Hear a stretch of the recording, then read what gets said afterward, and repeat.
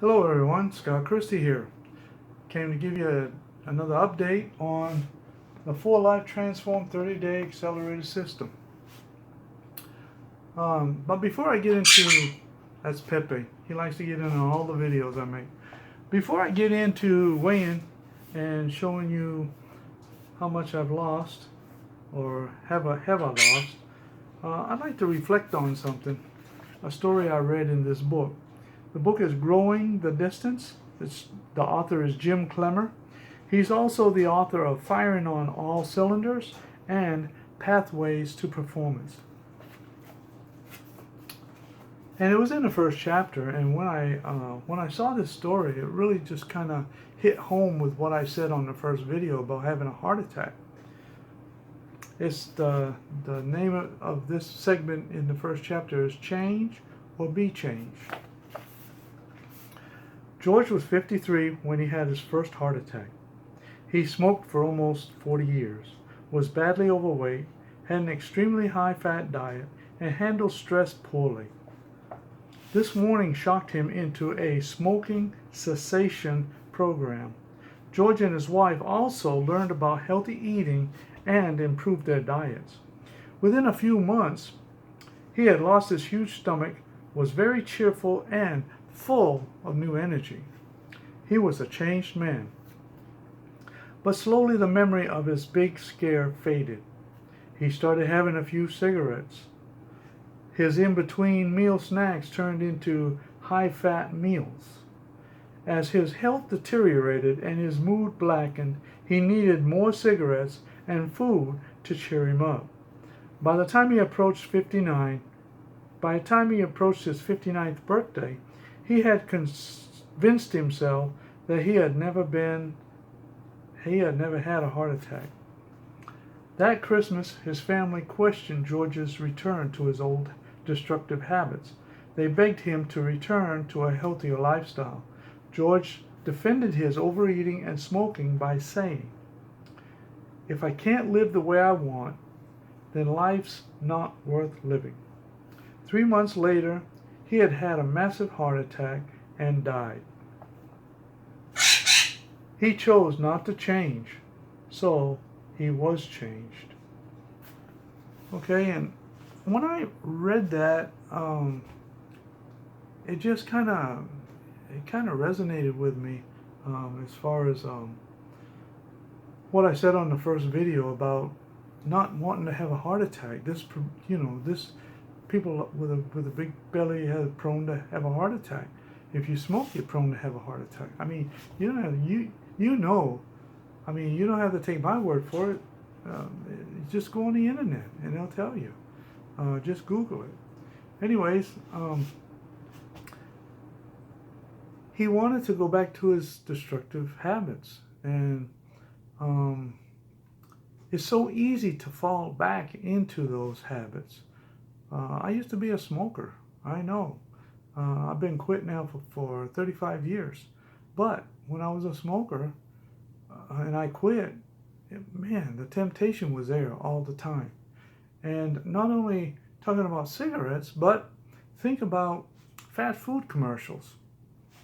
I love fast food, don't get me wrong. I love the hamburgers, the French fries. Oh, I love French fries. And pizza. I love Popeye's chicken on Tuesdays. You know, I mean, all of these things that we're bombarded with all of these. And I'm not getting paid by Popeyes. I'm just saying I love Popeye's chicken. We get bombarded on TV by all of these commercials, fast food commercials. Every hour there's, I don't know, several fast food commercials. And when you're driving to and from work, you can't even count on your hand probably, unless you work at home. You can't count on your hand how many fast food restaurants you're going to see that you're going to pass by. And that just gets bombarded into our heads. You know, you have a hard day at work, you're stressed out, you're fighting traffic, even more stress on top of that. And then when you get home, you feel like just sitting down, you know, on the couch and just resting. You don't feel like preparing a meal, or maybe your wife has had a hard day as well and She don't feel like preparing a meal when she gets home. She's did her job, and then she come home and came home and did the housework, and she's flat out tired too. You know, she calls you up and says, "Hey, what are you bringing home for supper?"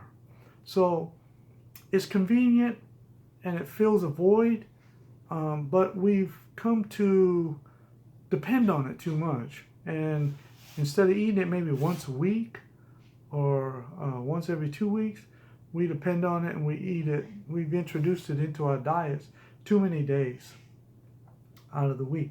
So we have to change. If you know, maybe you don't want to lose weight, maybe you just want to tone up, maybe you just want to bulk up.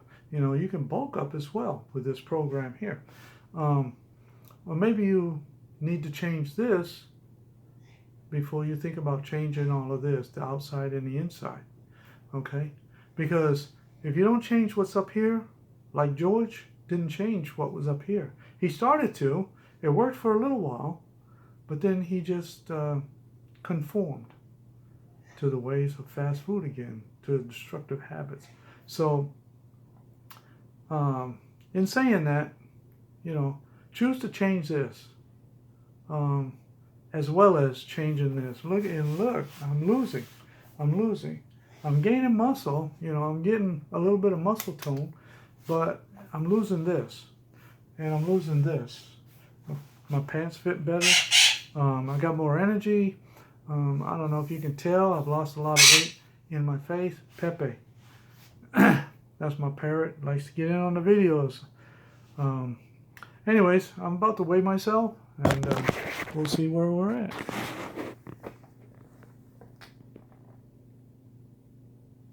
$176. So 176, that's about 6 pounds, 6.4. Okay, I'm 19 days in since I started working out and taking the product. So I've got 11 days to go.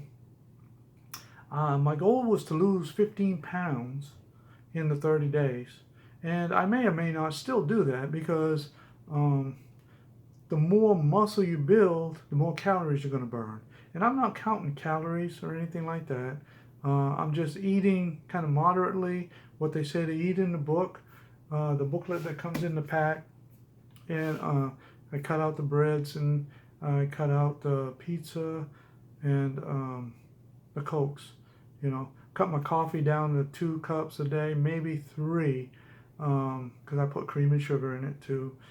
So, you know, I've been weight training, so I've been toning up pretty good, and I've been losing fat, and I guess I'm gaining muscle. You know, so anyways, and if you do decide to go on this program or any program, before you start exercising, consult your physician.